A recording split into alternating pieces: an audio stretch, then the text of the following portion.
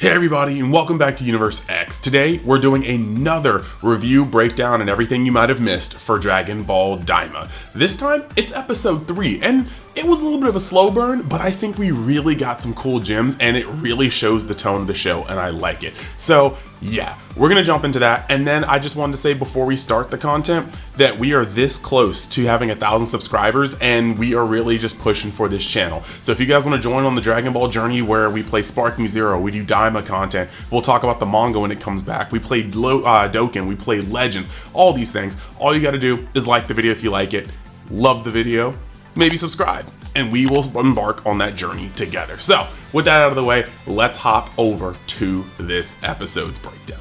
Alrighty then.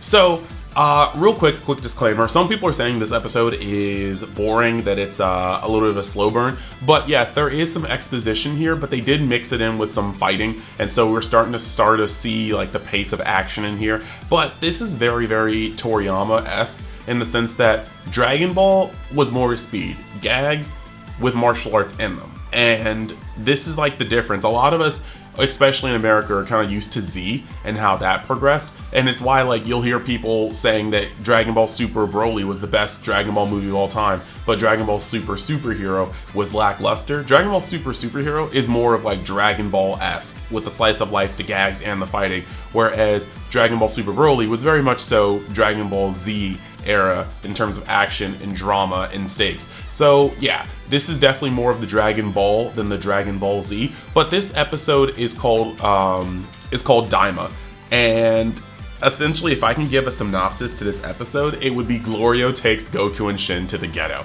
but we'll get to that later. There's some funny stuff in here. So the episode starts and they are in the ship flying away from Earth, and Goku comments on how fast this ship is, right?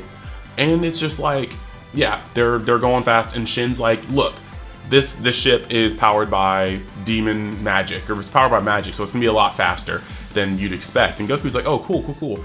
And as they're flying away, Shin is grilling Glorio. He's like, who are you? Where are you from? Why are you doing this? Where are we going? And Glorio only answers like one question, which is, we're going to see Warp Sama. And Warp Sama is the name of that big metal fish that gatekeeps the barrier between Demon Realm and the other, universes. So they're getting up there, they pull up, and you have Warp Sama ready to kind of check their credentials. Goku's like, oh, look, it's a goldfish. And Warp Sama's like, bro, I'm not a goldfish. And Goku's like, nah, you're a goldfish. And it's just funny, the audacity that Goku tends to have. He's always speaking to these very powerful beings very irreverently, and everybody's gotta shut him up. Shin's like, bro, the dude is sensitive. If he tells us we can't go to Demon World, we can't go to Demon World. And so Goku pretty much has to be quiet. Now, the fish is checking them to make sure they're Demon World residents. Apparently, you're not supposed to go into Demon World if you're not a Demon World resident. So he checks Glorio's ears, he checks Shin's ears, and specifically points out, okay, you must be from Demon World, or Demon Realm. So this is something that we're going to actually come back to later, because they did just low-key drop a little nugget.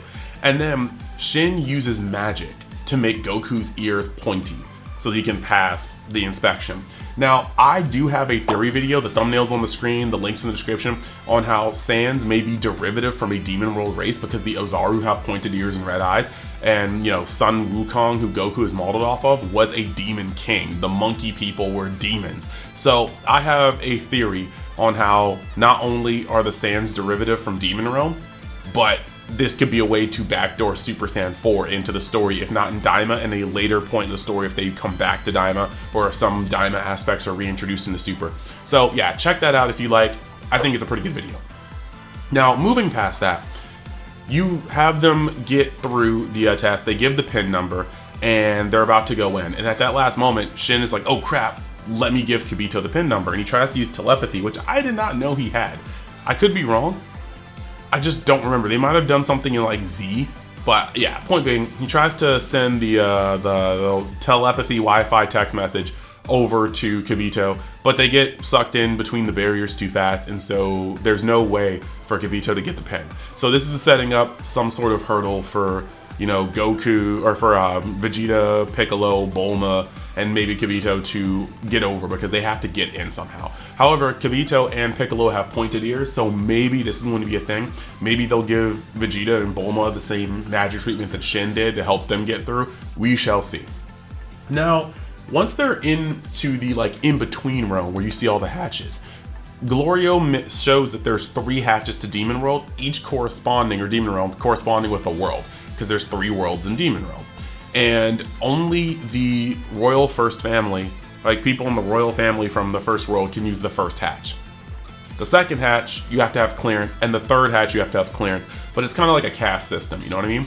And Glorio is like going towards it, and he says they're gonna go through 3. Shin immediately is like, so why do you have access to these hatches? And Glorio's like, I work in the first world. And Shin's like, doing what? And Glorio's like, stuff. And just leaves it at that. Like, literally just leaves it at that. And so they end up going towards the third hatch, and Shin's like, shouldn't we go on the first hatch or maybe even the second hatch so we're closer to Goma? And Glorio's like, nah, I only have clearance for the third hatch. And Shin's like, bruh. So they end up going through there and just going through this spinny process that makes Goku feel kind of nauseous. And then they end up being in this cool pink skied realm place that we've seen in a lot of promotional material. One of the first things that Goku notices, or I think Shin notices, I think it might have been Goku, there's a giant hole with like these magical layers of barriers over them. And these barriers are apparently a kind of magical like seal that separates each demon plane. Shin says that long ago you could pass through each demon world freely, but then sometime when he was a kid, they were like, nah, and they sealed them off, letting you know that at some point Shin was in this realm, it seems. So this is another thing that they're building up to for a little later. Now, once we get to a certain point, Goku's like, yeah, I wanna get outside. I wanna smell the air. I wanna touch down. And so Glorio's like, bet. And one of the things that happens when they're flying is that Goku is like, man, it's kind of weird in here. Like, it stinks. And Glorio tells him that there's well, we are not quite there. He says there's this gas in the air, but we're gonna come back to that gag because that gag is actually really, really funny. But they get out and they are chilling, and Goku says the air stinks, and then he tries to like move his hands, right? He tries to punch, he tries to kick, and he's like, the air is heavy. And Glorio says that there's gas in the air, but it's harmless, but that's what makes it heavy. While they're kind of sightseeing and talking, some goons, some bandits roll up with bows and arrows, and they look menacing, but then their arrows fall short simply because the air is so heavy and they can't shoot effectively. But they are trying to like drive by on the squad, and Glorio just goes, bandits, and he pulls out the burner, the Thule, the musketuli, and he like starts blamming all at the people on the ridge. Like, so anyway, I started blasting, and he just pretty much blows them up, and he goes, okay, we gotta go. So they get back in there, and they're going over, and Glorio explains more about the gas in the air, the volcanoes that they're passing, and Goku is like, I bet I could fart and nobody would even smell it. And Shin is like, bruh, that's gross. Like, you're crude. And then only a little bit later, Glorio's like, it appears that the smell has increased. And Goku blushes and Shin just looks at him. So like, even though Shin was like, bro, that's whack, Goku just farted in the middle of like the plane and then just kept it moving. So this Toriyama gag is unmatched. And I just like, me personally, I don't like that. Not the joke. I think the joke was hilarious, but like, I think farting and not letting people know you're about to fart or farting in an enclosed space, it's so rude because you're essentially just like, eat my butt air. Like, that's really it. And so nobody has a choice. By the time I know you farted, I have inhaled your butt fumes, and that is rude. So this was like, this struck me personally. But yeah, that being said, they get to a city, right? And again, Shin and Glorio, before they get to the city, they are having talks, and we get some cool little interesting little pieces, right? So Glorio looks at Shin and he goes, like, judging by your appearance, you must be a Glend. And if I'm not mistaken, this is the first time we have ever heard of the Kai's race, a Glend. And what Glorio states is that you must have spent some time in the second world. So apparently Glend's, the race that Supreme Kais and Makaioshins come from, are originated from the Demon Realm. He says quite a few of you guys live in the second realm, so it seems like they might very well have originated in the Demon Realm, or just for sure. And they are like middle class to higher class citizens, like they come from the second realm. So I think this is actually just like a really cool little tidbit. We're getting so much world building here, and I don't think a lot of people are taking that into consideration when they get annoyed with Daima or anything like that. They're just like, man, this is slow, but we're getting so much lore, and very rarely does Dragon Ball introduce lore, so I'm here for it. I'm here for it. I want all of their stuff in the future to expand upon the worlds and the realms so that we get more and more lore. However, once this happens, Goku is about to trip into an area, right? And one thing that is pretty cool, after we see Glorio in action, like when he starts like shooting archers, Shin starts calling him Glorio Son. And so you can kind of see the respect shifting. After he defended them, like the respect started shifting. So yeah, basically they are chilling, and Goku follows this weird little cat thing with the Majin Buu tentacle on his head, and he almost falls into this like deep chasm. And Glorio's like, bros, chill. Like if you fall into the Sea of Darkness, it's over for you. Like there's nothing I can do. So that's probably gonna come back later. They're probably gonna throw somebody in there at some point, or maybe Goma will fall into it. Point being, the Sea of Darkness is insta-death. It's no-no. Don't fall into it, right? And then they take off. You see the floating volcanoes. You get, I think this is where you get the fart gag, something like that.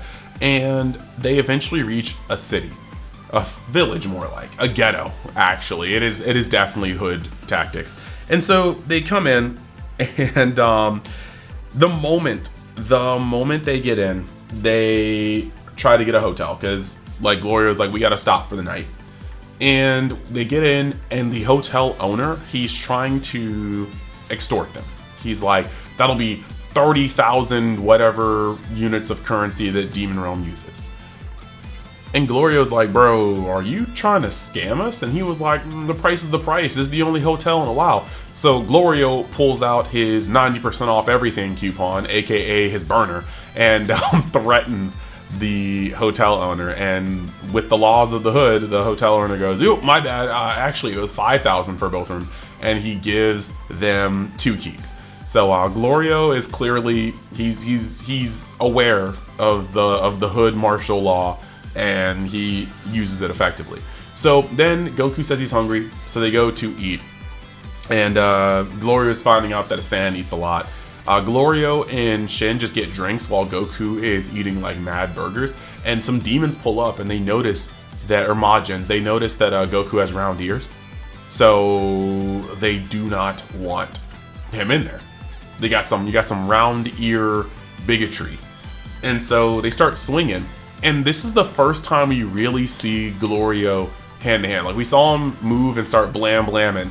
But this was very interesting. Glorio, he may not be the strongest. He did not look like he was brute strengthening things.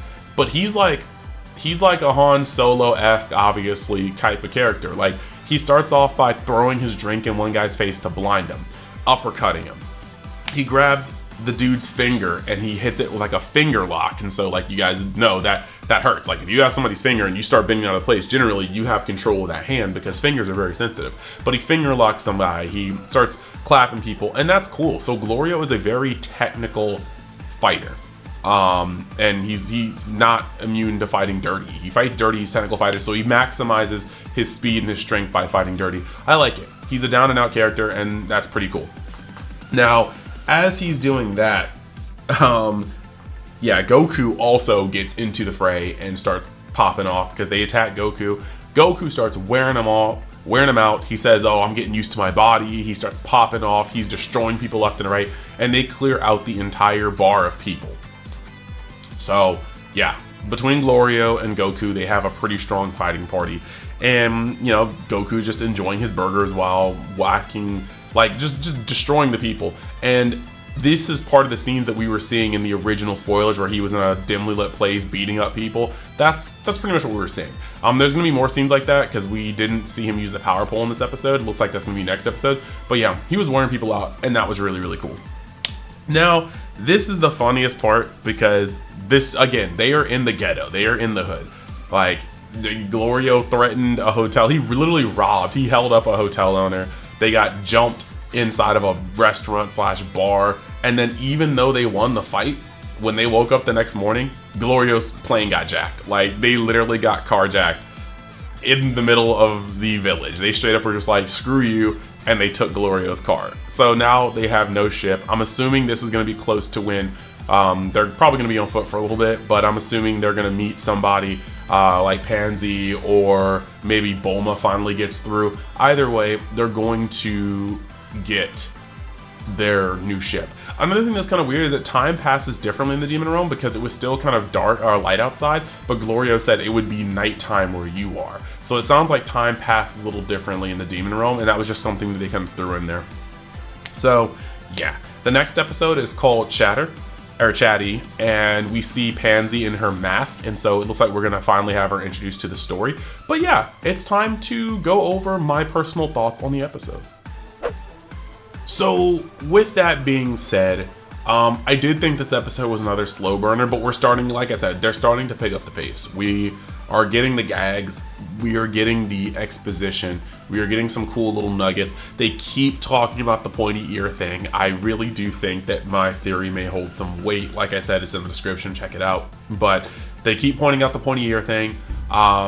We're gonna get more lore. It's very, very apparent that they want Daima to expand the Dragon Ball universe. So get ready to see things about Namekians, get ready to see more things about the Glens, all these things. And I'm super excited to kind of see where this goes as a whole. And it's just like, it's good. But we also got to see some of the fighting.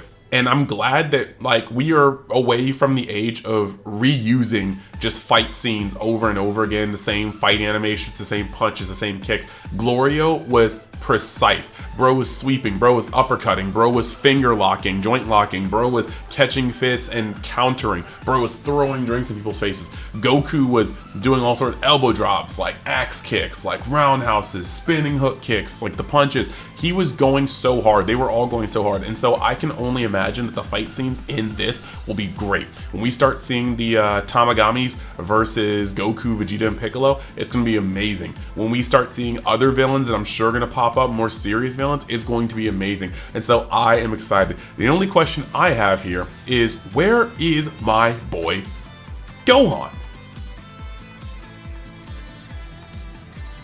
But jokes aside, I thought this episode was pretty good. I cannot wait to see the next one. I want to see how the story unfolds. Like I said, it's been a very long time that in Dragon Ball you weren't just looking forward to fights, but actually how the plot unfolds. And Daima has brought that back, and I hope this is a good indicator for the future. So let me know in the comments what you guys think about the episode. Let me know if there's anything you think I missed. But yeah, I think it was a pretty good episode. I think that episode 1 had a lot of exposition. Episode 2 was a little cooler in some of the callbacks, but this one is where we first started seeing the entry level of fights that we're gonna expect in Daima. And I think Glorio is pretty cool, but he clearly has a lot of mystery that he's not letting us onto. But yeah, gonna see you guys next week when it comes to more Daima content. I hope you guys stay on the channel. We're gonna be doing Sparking Zero content as well, and then as Dokkan and Legends kind of start getting into their bag, we're gonna be getting more and more back into those on this channel. So yeah, hope you guys enjoy. I'll see you next time, and like I said before, we are this close to 1,000, so if you love the content, maybe even subscribe. Thanks, see you later.